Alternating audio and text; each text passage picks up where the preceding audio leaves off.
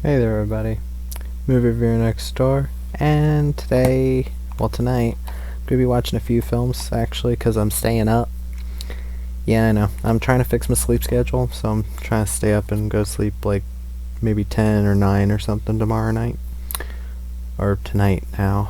But yeah, uh, today finishing the Art of War series with the Art of War 3 Retribution. And I did not realize the autofocus is now on. So, there you go. This film is from 2009, directed by Jerry Lively, starring Treach, Warren DeRosa, Sung Hee Lee, Janet Carroll, and Leo Lee. Now I'm going to read the thing on the back of here because it's kind of hard to describe what happens in this. When international diplomacy comes up short, extreme measures must be taken. In the newest installment of The Art of War, Agent Neil Shaw, played by naughty-by-nature sensation Treach, is on a covert mission to stop North Korean terrorists from obtaining a nuclear bomb. But when the deal turns deadly, Shaw is drawn to the crossfire to save a beautiful facilitator, Playboy model Sung Hee Lee, and ends up framed for murder. Now a wanted man with only his newbie partner and the mysterious facilitator by his side, Shaw must rely on his kick-ass martial arts skills and badass warrior code to fight through Korea's mean streets and find the terrorists before they detonate a bomb at the United Nations Peace Summit. This is war and there is an art to it. Now, this is a bad film. This is just straight up bad. Because there's one big issue with this film, and it's Wesley Snipes is not in it. Now, even if Wesley Snipes was in this film, given the quality of the production here, it would not help that much. Because I don't know much about this Jerry Lively guy. He directed,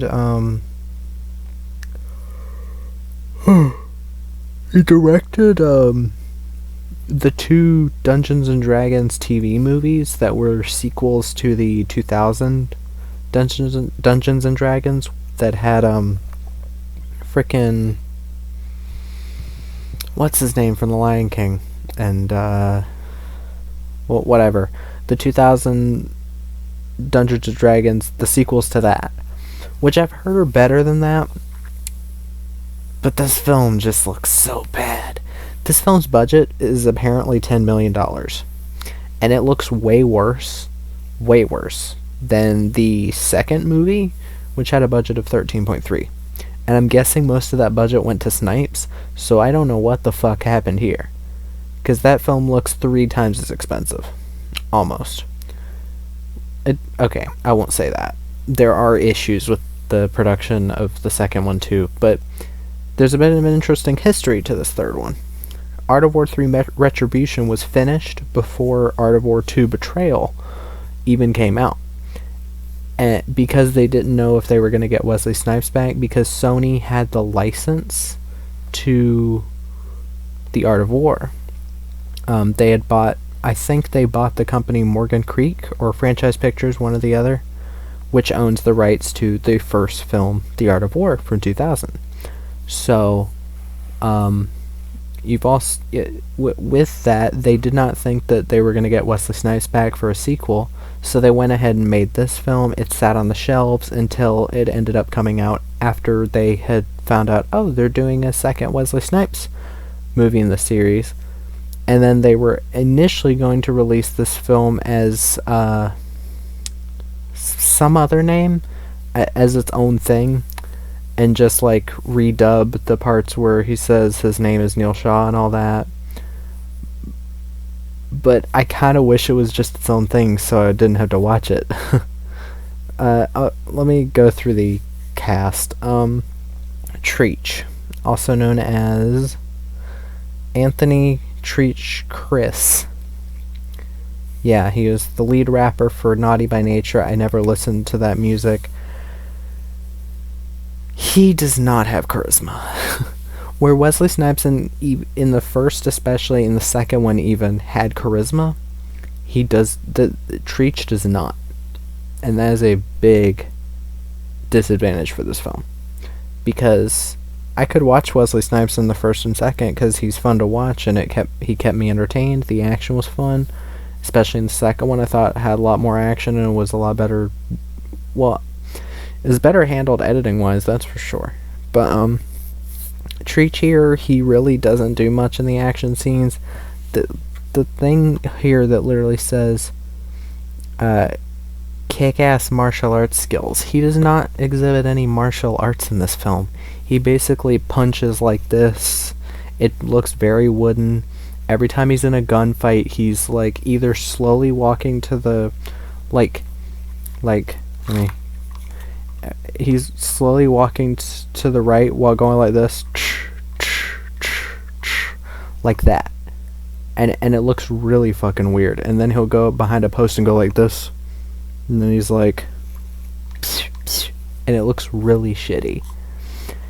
And there's one like gunfight where he's fighting against Leo Lee and his guys, which I'll get to that. And he's looking like this. He's like, and his partner is doing that too, but it's like, and it looks really fucking bad. It looks really lazy. But yeah, he's just not good in this.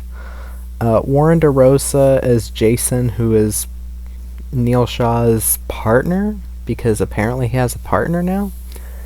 I mean, in the second one he had a partner near the end, but for the most part he's kind of supposed to be a one-man army thing, or he uses wits to get out of these problems. I know the second one also had less of that, but Warren DeRosa is kind of annoying. He's British, and I'm not saying he's annoying just because he's British, but he's just kind of an annoying partner. Sung Hee Lee as Sun Yi. Oh boy, I'll get to her later because there's a twist involving her.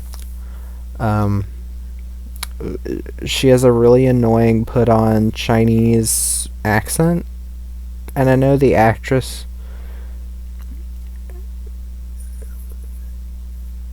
She's Korean. Okay. She's putting on this weird Chinese-like accent, even though she's a Korean actress. Whatever. She just wasn't that good either. Janet Carroll is Secretary General Barnes. She's okay. She's there for like 3 scenes. And Leo Lee as Kim, he barely speaks. He barely has anything to do. And the fact that the back of the DVD case says like, and Leo Lee, as if that's like a big thing. I don't know where the fuck this budget went. It didn't go towards the cast, because the cast is shit. Not because they're not well known, they're just bad actors. But yeah, this film, there's really not much to it. It's your simple, bad direct-to-video movie. And I've loved a lot of direct-to-video movies. I can bring up direct-to-video movies right now to prove my point. Yeah, here, Blackout with Josh Duhamel, fun action movie. High Heat with Olga Kurylenko and Don Johnson. Sniper Rogue Mission, the latest in the Sniper series, I thought was a lot of fun, funny too. Codename Banshee was decent. White Elephant was good. Vendetta, the Bruce Willis, Clive Standen, whatever, that one was decent. Castle Falls I liked with Dolph Lundgren and Scott Adkins. Dangerous with Scott Eastwood. Could have had more action to it, but I still really liked him in it.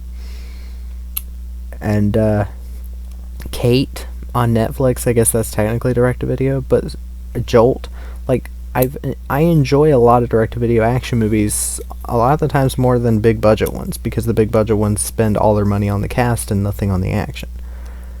But yeah, this film just feels very hollow. The action, while yes, I'm 100% more for practical effects, like practical blood squibs, practical like wall bangs, or I can't remember what they're called, but that you put in a wall to like create the effect that a bullet went into it. I like those a lot more. Realistic muzzle flare, or actual, like, instead of CG muzzle flare like in all these like Seagal, late era Seagal direct-to-video movies. This film does that. It has bits that I guess are trying to be like Asian, like a John Woo movie in some way. I don't really. It doesn't succeed. Where like, oh, somebody shoots and then a plate of nuts explodes, and it's like, okay, if that was shot better and it wasn't such a boring gunfight, I might be into that. You can tell that this film misused its budget. Maybe the budget went to some place it shouldn't have. I'm not sure. I just know that it doesn't look good. This film just really isn't impressive in any way. The action's very boring. It's only 88 minutes. I won't say it felt super much longer, but not enough happened to really warrant that. Like, this story should have gone... If you want a similar story to this, of people like racing to get to a like an embassy in a foreign country or whatever, watch Vehicle 19 with Paul Walker. Not an amazing film, it's at least decent. I had fun with it though, and Paul Walker gives a good performance in it. And it sucks because that was one of his last films along with Hours, and he was just starting to really get into actually acting in movies and not just being pretty. But yeah, like, if you want a similar story to this, it's about the same length as well. I think it's about 88 minutes as well. But yeah, Vehicle 19 is a lot of fun. Well, it's a decent amount of fun. It's a good thriller. But yeah, I'll just get to the pros and cons and get the stupid twist out of the way. Pros...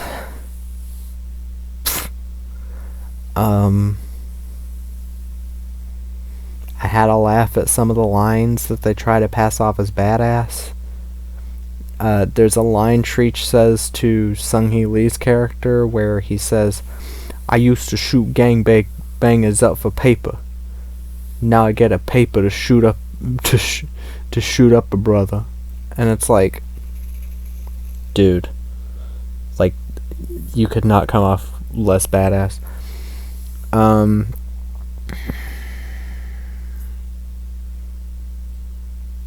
There's like one okay fight scene with the Playboy model. Yeah, Sung-Hee Lee has like an okay fight scene that looks okay, and it could be in like an okay direct-to-video film. This isn't an okay one. Cons: the acting from pretty much everybody is either lackluster or very poor. The action is very not responsive, or the action is just not very good. Treach seems to be playing a different character than Wesley Snipes' character in the first two movies, because he'll randomly just say, "Yo, I don't know what you think, I don't know what you trying to do with us, and I think you're leaving us out of some of the details here." And he talks like that.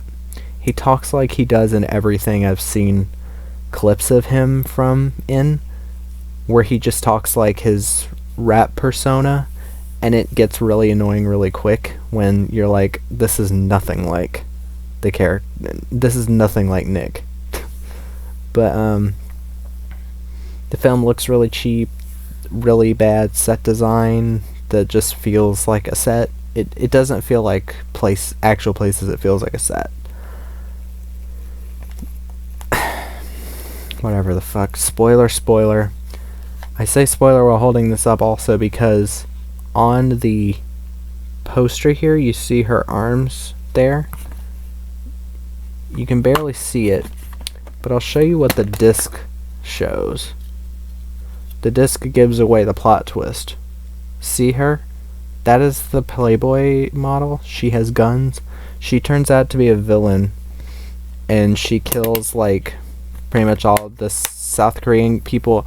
And here's the stupid thing. Throughout the entire movie, Janet Carroll's character didn't tell them. Apparently, the South Korean people were working for her, trying to stop the treaty or whatever. It's never explained why the fuck she didn't tell them. Oh, you know the black dude that works for me. You know him. You know Nick. Don't shoot at him because he very well may kill you. And he ends up killing some of their men, or at least beating them up. That twist does not work. It just does not work. That's another con. The twist makes no fucking sense. Anybody who's seen the film, if anybody who's seen the film has watched this video, feel free to explain the twist to me. But it just came up very nonsensical to me, and it just did not work. I mean, along with most of this movie. But yeah, I know this movie has the same rating as first Terrifier movie for me. I know that might make some people upset. It's probably mostly going to be people who've never seen the movie. People seem to be hating on my reviews lately. I'm not mad. I'm just curious what I said was wrong. I said Art of War was decent, and I said the sequel was decent. I don't understand the problem. But yeah, that's about it for this review. Again, in all honesty, Art of War 1, it's a decent film. It works as a spy thriller. There's a couple decent action scenes. Wesley Snipes is fun to watch, and Ann Archer is a fun villain. Art of War 2, Wesley Snipes is still decent, not as good as in the first, but there's more action. It's faster paced, and I had a bit more fun with it. Not so much to give it an 8, because there are some issues with the production and there's some bad CG. And Art of War 3, just a bad movie. Just bad. But yeah. That's it for me. Comment down below. Like the video, subscribe, whatever. And movie review next door. Out.